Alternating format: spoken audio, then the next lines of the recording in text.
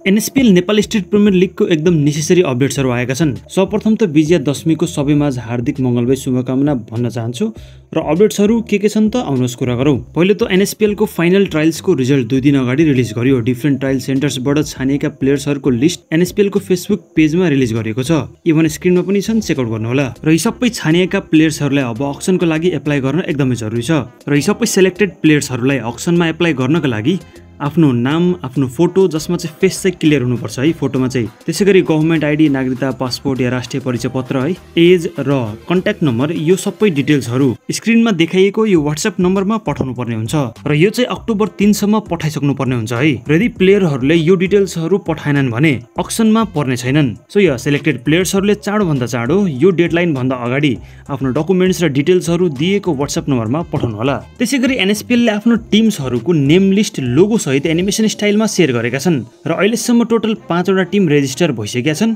र टिम्सहरूको नाम यस प्रकार रहेका छन्: Lumbini Raiders, Khaptad Sudurpaschim Thunder, Biratnagar Royals, अपन जनकपुर, काठमाडौँ किङ्स र सायद अझै पनि टिम्सहरू जोडिन सक्छन्। र यही थियो एनएसपीएल रिलेटेड केही छोटो तर मेजर अपडेट्सहरू है। बाँकी नेपाली क्रिकेट रिलेटेड यस्तै खालका न्युज, अपडेट्स र रिभ्युजहरू यो च्यानलमा पाउनु नै हुनेछ। तबसम्मको लागि टेक केयर। यस्तै खालका क्रिकेट रिलेटेड अपडेट्सहरू फेरि लिएर आउने नै छौँ। जय नेपाल।